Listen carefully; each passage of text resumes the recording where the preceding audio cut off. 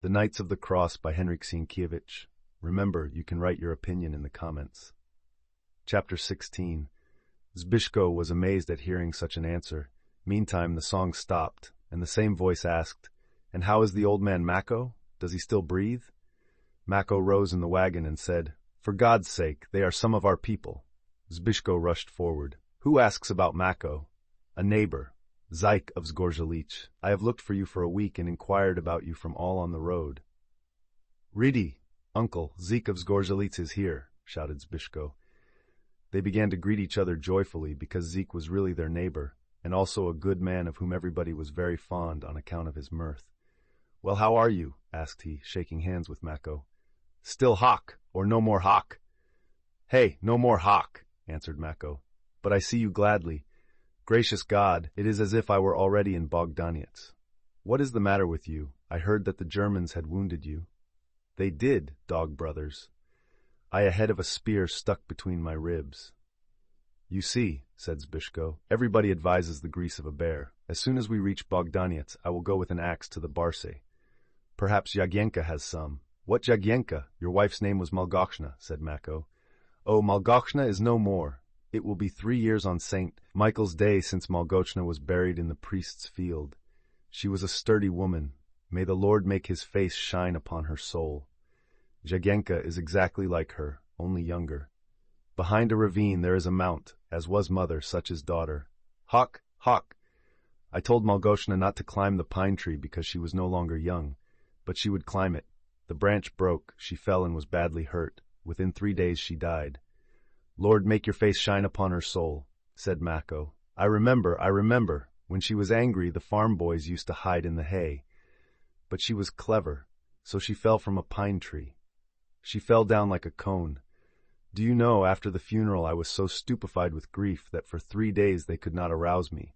They thought I was dead. Afterward I wept for a long time. But Jagiełło is also clever. She takes care of everything. I can scarcely remember her. She was not as large as the helve of an axe when I went away. She could pass under a horse without touching its body. Bah, that is a long time ago, and she must have grown. She was 15 the day of St. Agnes, but I have not seen her for more than a year. Why have you not seen her? Where have you been?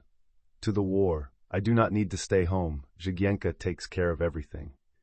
Mako, although ill, began to listen attentively when the war was mentioned, and asked, "Perhaps you were with Kniaz Witold at Worskla?" "Yes, I was there," answered Zyk of Zgorzelicz gaily. "Well, the Lord God did not send him good luck. We were dreadfully defeated by Ediga. First they killed our horses. A Tartar will not attack you openly like a Christian knight, but throws his arrows from afar. You attack him and he flees, and then again throws his arrows. What can you do with such a man? In our army the knights boasted and said, 'We do not need to lower our spears nor draw our swords. We will crush the vermin under our horses' feet.' So they boasted, but when the arrows began to twang, it grew dark, they were so numerous, and the battle was soon over. Hardly 1 out of 10 survived. Will you believe it? More than half of the army were slain. 70 Lithuanian and Russian princes lay dead on the battlefield, and one could not count in 2 weeks' time the bojars and other courtiers, whom they call otroks, that were killed." "I heard about it," interrupted Mako. "Many of our knights perished also." "Bah, even 10 Knights of the Cross were killed because they were obliged to serve in Witold's army. Many of our people perished because they, never run away. But Kniaz Witold had the greatest confidence in our knights, and he wanted a guard of them round him during the battle, exclusively Poles. Hi! Great havoc was made among them, but he was not touched. Spitko of Mielsztyn was killed, also the sword-bearer, Bernat, Judge Mikolai, Prokop, Przeklaw, Dobrogost, Jasko of Lazowice, Pilik Mazur, Warsz of Micho, Wojewoda Socha, Jasko of Dąbrowa, Pietrzko of Miloslav, Szczepiecki, Oderski, and Tomko Lagoda. Who can enumerate all of them? Some of them had been hit with so many arrows that after death they looked like porcupines. It was awful to look at them." Here he laughed as if he were telling a most amusing story, and at once he began to sing, "You have learned what is a Tartar when he beat you and flew afar." "Well, and what then?" asked Zbyszko. "Then the Grand Duke escaped, but he was as courageous as he usually is. The more you press him, the farther he jumps, like a hazelnut stick. We rushed to the Tevanian ford to defend those crossing over. There were with us a few knights from Poland. The second day, Ediga came with a swarm of Tartars, but he could not do a thing. Hey! When he wanted to pass the ford, we fought him so hard he could not do it. We killed and caught many of them. I myself caught 5 Tartars, and I sent them to Zgorzelce. You will see what dog-heads they have. In Krakow, they say that the war may reach Poland also. Do they think Ediga is a fool? He knows well what kind of knights we have, and he also knows that the greatest knights remained home, because the queen was not pleased when Witold began the war on his own authority. E.J., he is cunning, that old Ediga. He understood at Tevania that the prince's army had increased and had gone far beyond the 10th land. But you returned? Yes, I returned. There is nothing to do there. In Krakow I heard about you, and that you had started a little ahead of me. Here he turned to Zbyszko. Hey, my lord, the last time I saw you, you were a small boy, and now, although there is no light, I suppose you are large like an urus. And you had your crossbows ready. One can see you have been in the war. War has nurtured me since childhood. Let my uncle tell you if I am lacking in experience. It is not necessary for your uncle to tell me anything. In Krakow, I saw the Pan of Tatzev who told me about you. But I understand that the Mazur does not want to give you his daughter. I have nothing against you, but I like you. You will forget about that one when you see my Jagiełło. She is a wonder. I shall not forget, even if I see 10 such as your Jagna. She will get the estate of Mochidoli for her dowry. Many will ask me for Jagna. Do not fear. Zbyszko wanted to answer, but not I. But Zeke of Zgorzelce began to sing. I will bend to your knees, and you for that will give me the girl. Give me the girl. You are always happy and singing, said Mako. Well, and what do the blessed do in heaven? They sing. Well then, and the damned cry, I prefer to go to those who sing rather than to those who cry. And St. Peter will say thus, we must let him into paradise, otherwise he will sing in hell, and that will not be right. Look, the day breaks. In fact, daylight was coming. After a while they arrived at a large glade. By the lake covering the greater part of the glade, some people were fishing, but seeing the armed men, they left their nets and immediately seized their picks and staffs and stood ready for battle. They thought we were robbers, said Zyke, laughing. Hey, fishermen, to whom do you belong? They stood for a while silently, looking distrustfully, but finally one of them, having recognized that they were knights, answered, To the Scions, the abbot of Tulsa. Our relative, said Mako, the same who holds Bogdaniec in pledge. These must be his forests, but he must have purchased them a short time ago. He did not buy them, answered Zyke. He was fighting about them with Wilk of Brzoa, and it seems that the abbot defeated Wilk. A year ago they were going to fight on horseback with spears and long swords for this part of the forest, but I do not know how it ended because I went away. Well, we are relatives, said Mako. He will not quarrel with us. Perhaps he is a chivalrous abbot who knows how to wear a helmet, but he is pious and he sings the Mass beautifully. Don't you remember? When he shouts at Mass, the swallows nested under the ceiling fall from their nests. In that way God's glory increases. Certainly I remember. At 10 steps he could blow the candles at the altar out. Has he been in Bogdaniec? Yes, he was there. He settled 5 peasants on the land. He has also been at my house at Zgorzelce, because, as you know, he baptized Jagiełło, of whom he is very fond and calls her little daughter. God will bless him if he be willing to leave me the peasants, said Mako. Owa, what will 5 peasants amount to? Then Jagiełło will ask him, and he will not refuse her. Here the conversation stopped for a while, because over the dark forest and from the pink down, the bright sun had risen and lighted the environs. The knights greeted it with the customary, "May it be blessed," and then, having made the sign of the cross, they began their morning prayers. Zyke finished first and said to his companions, "I hope to see you well soon. Hey, you have both changed. You, Mako, must regain your health. Jagiełło will take care of you, because there is no woman in your house. One can see that you have a piece of iron between your ribs." Here he turned towards Zbyszko. "Show yourself also. Well, mighty God, I remember you when you were small and used to climb on the colts by the help of their tails. And now, what a knight! The face looks like that of a little lord, but the body like that of a sturdy man. Such can wrestle even with a bear." "A bear is nothing for him," said Mako. "He was younger than he is today when that Frisian called him a beardless youth, and he, resenting it, immediately pulled out the Frisian's mustaches." "I know," interrupted Zyk, "and you fought afterward and captured their retinue. Pan of Tachev told me all about it. There came a German very proud. He was buried with sore snout. Huck! Huck!" Zbyszko wondered at Zyk's long, thin figure, at his thin face with its enormous nose, and at his laughing round eyes. "Oh," said he, "with such a neighbor there will be no sadness, if God only restore my uncle's health." "It is good to have a joyful neighbor, because with a jolly fellow there will be no quarrel," answered Zyk. "Now listen to what I tell you. You have been away from home a long time, and you will not find much comfort in Bogdaniec. I do not say in the farming, because the abbot has taken care of that. He dug up a large piece of the forest and settled new peasants. But as he went there very often, you will find the larder empty. Even in the house, there is hardly a bench or a bunch of straw to sleep on, and a sick man needs some comforts. You had better come with me to Zgorzelce. I will be glad to have you stay a month or two. During that time, Jagienka will take care of Bogdaniec. Rely on her, and do not bother yourselves with anything. Zbyszko can go there, from time to time, to inspect the farming.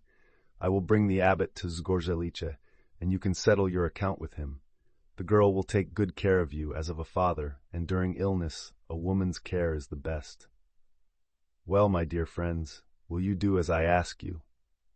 "We know that you are a good man, and you always were," answered Mako with emotion. "But don't you see, if I must die on account of this wound, I prefer to die in my own home. Then when one is home, although he is old, he can inquire about different things, can inspect and do many other things. If God order me to go to the other world, well, then I cannot help it. I cannot escape it even with better care. As for inconvenience, we are accustomed to that at the war. Even a bunch of straw is pleasant to that one who, during several years, has slept on the bare ground. But I thank you for your kind heart, and if I be not able to show you my gratitude, God will permit Zbyszko to do it." Zyk of Zgorzelce, who was noted for his kind heart and readiness to oblige, began to insist, but Mako was firm. "If I must die, it will be better to die in my own courtyard." He had longed to see Bogdaniec for several years, therefore now, when he was so near it, he must go there, even if it were his last night. God was merciful, having permitted him who was so ill to reach here. He brushed away the tears gathered under his eyelids with his hand, looked around and said, "If these are the woods of Wilk of Bezozoa, we will be home this afternoon." "They do not belong to Wilk of Bezozoa any longer, but to the abbot," said Zyk. Mako smiled and said after a while, "If they belong to the abbot, then sometime they may belong to us." "Bah! A while ago you were talking about death," said Zyk joyfully, "and now you wish to outlive the abbot." "No, I will not outlive him, but Zbyszko may." Further conversation was interrupted by the sound of horns in the forest. Zyk stopped his horse and began to listen. "Somebody is hunting," said he. "Wait.